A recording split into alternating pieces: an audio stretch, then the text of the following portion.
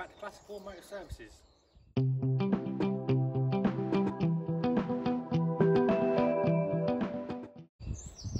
got the Wolseley finished. We actually finished it Tuesday morning. If you saw last week's video, we didn't quite get it finished over the weekend, as it didn't all quite go to plan. But we have now got it finished. It's outside, waiting here at the moment for the customer to come and pick it up. He's coming shortly. Well, he's travelling down from North Yorkshire, so he'll be here early afternoon. Come and pick her up, and he's going to take it home, sort out his interior, and then it's going to the Tatton Park show. That's the show that it's going to. So we'll have a quick little walk around of it now it's finished. So it's all back in one piece, as you can see. All the trims and everything been cleaned. We've masked it up and put the stripe on the side of it and got that done. So it's looking 1,000 times better than what it did. Dust that. So it's looking very, very smart. So she's all ready to go, and hopefully the customer's going to be able to enjoy it. As the aim of this car was to actually make it so it looked nice again, but not over restore it. We wanted to try and keep it looking fairly original. So I think we've done it. It looks very smart. It's not brand new, which is what he wants. He wants something that's nice and usable, and it's just not. It still shows its age a bit. It's not perfect by any means. So that's hopefully we've achieved it, and hopefully he'll be happy with it. So we can make it look brand new, but that's not what he wants. So that's that project pretty much all finished. We're just waiting for him to arrive to pick it up. So if anyone does want to see the car, it is going to Tatton Park show. I'm not sure where it is. I believe it's up in Manchester way. If anyone's going there, I'm sure a lot of the people from the Land Crab Owners Club are going. So the car will be there with Phil, the owner, and we're going to give him some business cards as well, so he can hand them out for us at the show, and hopefully might get some work out of it. So let's go in. That's that all finished. Let's go and have a quick what we've got in here. Right, the Stag under the cover. We have found out what's wrong with the engine. There's nothing seriously wrong with that. Just general wear and tear. We've got to replace a few parts on it. As we described, we can't show it. That's why it's under the cover. The purple Stag, we've started going through all the parts. All we've got is boxes and boxes of parts. So we started going through all the parts and sorting all that out, because it was not in any order, any shape or form. People that stripped it just took it all apart, chucked it in whatever box they had. So there's fixings, nuts, bolts, all muddled up, everything like that. So it's going to take a little bit of time working it all out, but we're getting there, sorting the parts out, and we've made a list of what we need to buy straight away to get it built. So we've got the boot catch all back on it now and adjusted, with all the numplate lights, new numplate lights back in it, and the wiring back in the boot. Bonnet catch is on and adjusted, and we've got this door catch assembly all rebuilt. We've got the new door handles from the Stag Owners Club, the plastic ones. We'll show you them in a minute, but we've got this door all adjusted with the latch mechanism. Shuts perfectly just as it should. Sorted out the lock mechanism, as they weren't working properly. The latches weren't working properly either. Typical Stag, got a bit of wear in them, which is common. Easy enough to sort out, but again, it's just a time thing, you know, spending a few hours sorting out the latch to make it so it works properly, but it does make a massive difference on the car when you've got doors that open and close nicely as they should. So there's no rubbers on the car yet, obviously, but it does open and close perfectly. The lock mechanism now works perfect, and I've got it so it works off the ignition key as it should. So the ignition key on the Stag does both doors as well as the ignition. Then you've got a separate key which does the boot. And the ignition key should also do the petrol filler, which I haven't looked at yet. So we're going to make it so it's got matched locks again, as it should be. But we'll show you these door handles. Now, the Stag Owners Club has started reproducing these from the tooling fund, and they are actually quite good. They're nice, they're clean, they're shiny. How well they last over time, I don't know, as they're actually, from what I can make out, are fairly new things. I don't think anyone knows how they're going to last over time. One thing that I'm not impressed with them on is the fixings. The fixings, quite frankly, they're horrible. Absolutely horrible.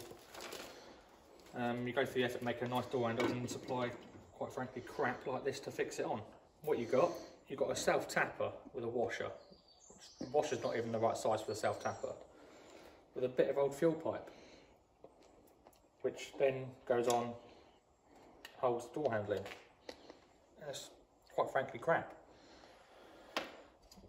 What I suggest, if there's anyone on the Stag Owners Club watching, is maybe to make it better again and make the handle pretty much so it's perfect, is use something like this, a little riv nut.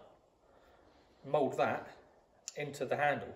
When you have them made, have it moulded in, so you can actually use the original fixings for the door handle, and it would be stronger and actually correct. Because I don't like them fixings. I don't know how they're gonna. Well, you have to be really careful when you tighten them up, because there's a very fine line between the handle actually being loose and that pulling out when you tighten it up. So you have to be really careful when you tighten them. But it is what it is. We're using them. But yeah, if anyone is watching from the Stag Owners Club Tooling Fund, a suggestion I've got is use like a little I think that's an M4, M5? It's M5.